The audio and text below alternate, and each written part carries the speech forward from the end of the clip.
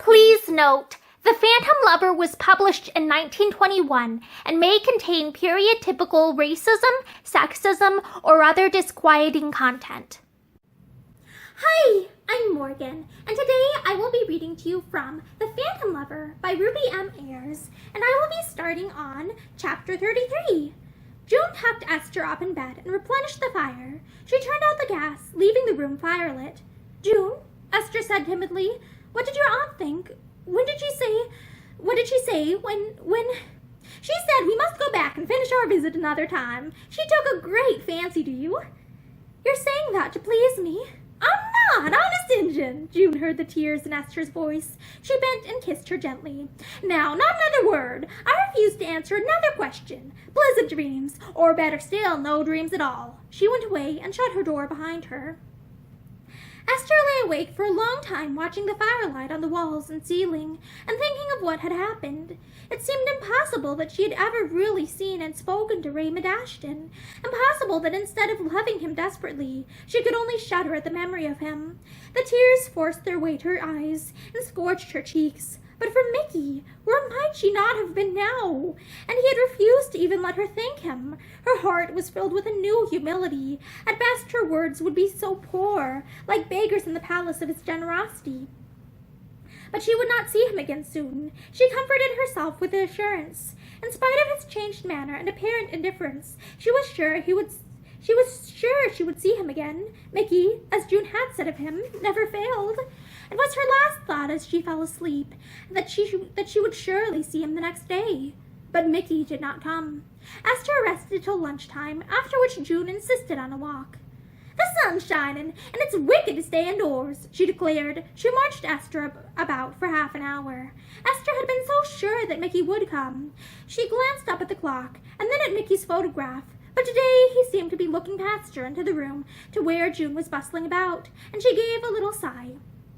The evening dragged away. "What are you thinking about?" June asked once abruptly. "You look so sad. Don't look sad, my dear. There's lots of happy days to come yet. Happier days than you've ever had." Esther was only half listening. It was too late for Mickey to come now, was the thought in her mind. Supposing he never came again. She cried herself to sleep that night. When she woke, it was late in the morning, and June had had her breakfast and gone out. But she came in while Esther was dressing. She looked very pleased and alert. "Business, my child," she said enthusiastically. "Such a duck of an American! And Mickey's introduction, Mr. George P. Rochester. Isn't it a lovely name? He's going to establish me firmly in little old New York, as he calls it, and make me a fortune. I'm going out to lunch with him at 1 o'clock, and you're coming too." "Oh, yes, you are," as Esther shook her head. "I've told him all about you already." Esther laughed. You must have got on very fast," she said. And anyway, I'm not going to play odd man out." June made a little grimace. "I telephoned Mickey and asked him to come and make a fourth," she admitted. Esther flushed. She looked up eagerly. And is he coming?" June shook her head. "No, he isn't," she said with overdone indifference. He said he'd got an engagement already, but between you and me and the doorpost," she added darkly, "I don't believe it. I think he just didn't want to come." "Oh," said Esther faintly, "I expect he has a good many engagements," she added after a moment. June said, "Humph." She recalled the curt manner of Mickey's refusal and wondered if there had been a more serious rupture between himself and Esther than she was ever likely to hear about. "So we shall have to make up our minds to enjoy ourselves without his distinguished company," she said airily. "I dare say we shall be able to manage quite nicely. Esther, aren't you going to wear your fur coat?" "My fur coat?" said Esther rather unsteadily. "It's not mine." She was taking from the wardrobe the shabby jacket she had worn the first night she met Mickey,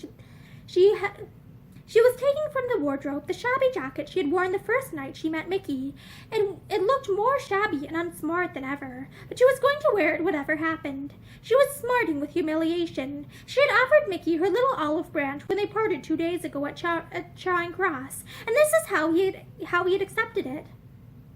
"If he's trying to pay me out, I suppose it's only what I deserve," she thought miserably, and yet it did not seem like Mickey to deliberately try or wish to hurt or humiliate anyone. She did her best to push the shadow aside. She tried to laugh and talk with June as they went as they went off to meet Mr. George P. Rochester.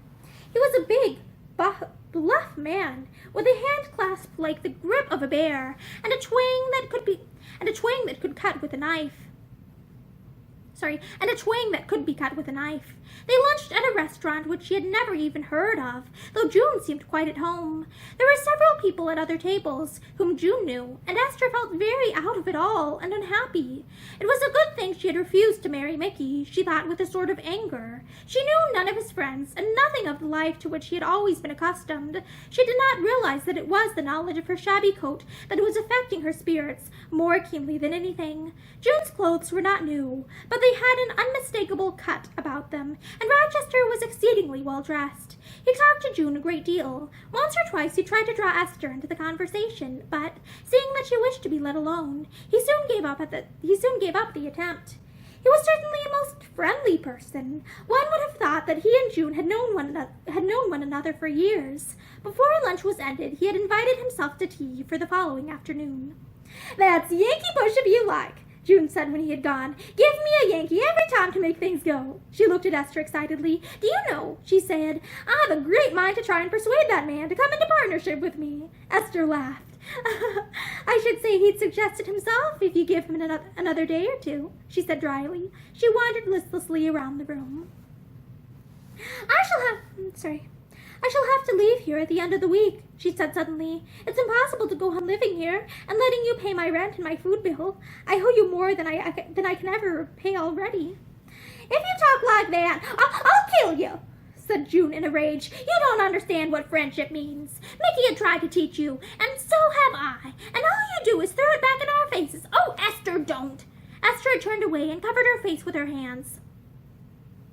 "I know you think I'm ungrateful and horrid," she said brokenly, "but how would you like to be in my position? I haven't a shilling of my own in the world. The things I've been wearing since I came here are paid for by, oh, you know, I hate to look at that fur coat and my new frock. You talk to me about being proud and obstinate. Well, I can't help it. You must go on thinking it, that's all. I'd rather die than take anything more from anyone. I kept to myself before, and I will again. I didn't mean to hurt you. I'm a perfect beast," June declared in remorse, "but it does seem such a shame." Esther raised a flushed face. "We can't all have money and be independent," she said heartily, "but I think you might try and understand how I feel about it." "I only know that I'm dying to help you, and you won't let me," June said grumpily. "Lord, where's my cigarette case? I shall swear do something worse if I can't smoke." She went out of the room, and Esther heard her go clattering up the stairs. There were tears in her eyes now, but she brushed them angrily away. After all, what was there to cry for? It was only that she had got to go back to where she had left off that New Year's Eve when she first met Mickey. Everything was just as it had been then, save that she was the poorer now by the loss of a dream. And that is the end of Chapter 33 of The Phantom Lover by Ruby M. Ayres. Thank you for listening to this chapter with me, and I hope that you join me for the rest of the book soon. Have a great day!